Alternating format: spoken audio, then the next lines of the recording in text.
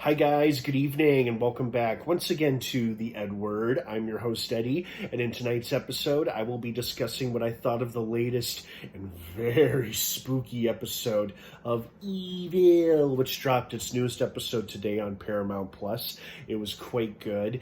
Now, if you're not caught up on Evil by the latest episode, which is episode 5 of season 4, you don't want to keep watching or listening, as I will be discussing plot details, spoilers, character stuff, all that jazz. That being said, you have been warned. Let's dive right back into it. So, it was an interesting case, and they really changed the environment or the landscape of which they typically conduct their investigations. You know, obviously a majority of their investigations are in New York City, and relatively not far from any of their homes or from the church. But in this case, they were tasked with bringing a special relic, which was believed to be a part of the cross that Christ was crucified on, to Rome itself for authentication.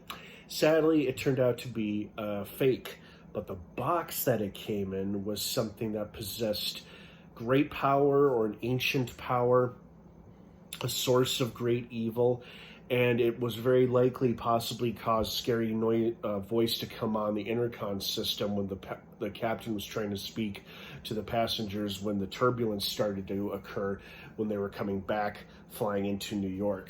Thankfully, David had some holy water that the Catholics were nice enough to bestow upon him in order to help the supposedly possessed flight attendant back in New York. But that holy water came in handy with literally dissolving this scary box, and not the counterfeit relic itself, but the box that it came in. It seemingly destroyed it with holy water, and it also smoothed out the flight for the rest of their descent. So again, it was a bit convenient, but also, was it really an ancient evil that was making the plane shake like crazy? Maybe.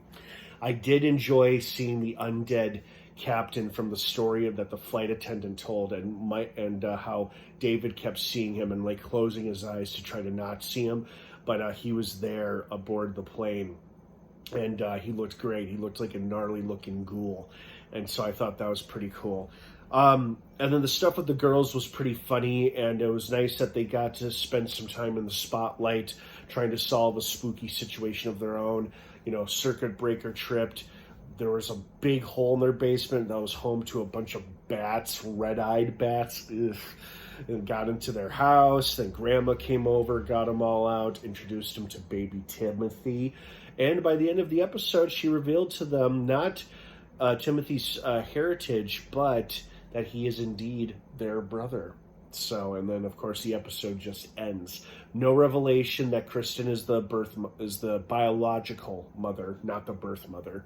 But she did reveal to them that he is indeed their brother, which I'm sure is going to mess with their poor innocent little minds. You know, they're oblivious to all the ongoings between Kristen, her mother, and Leland, and the demonic forces at work.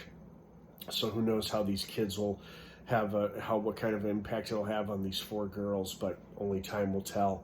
But I thought this was another great episode. He had a spooky ghoul, the undead captain pilot in the plane while it was going crazy like an earthquake with the turbulence and whatnot. And Kristen was hilarious as always, spitefully singing all those suggestive words in front of the priest in the uncomfortable car ride on the way to where they were going in Rome. That was pretty funny.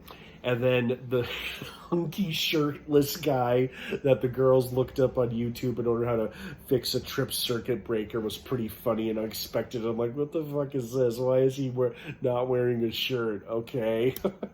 So this episode had a little bit of everything. It had horror, it had humor, it had heart, everything you want out of a good episode of Evil. So I very much enjoyed this episode for the most part, with the exception of episodes that he doesn't appear at all in. This was the least amount of screen time I had ever seen Leland have. Like, he just had one line when he asked Cheryl, what is it, before she left to take care of the girls, and that was it. He didn't have a presence at all in this episode except for that one line. But That's okay. I'm sure he'll still be a major antagonistic force throughout the rest of the season.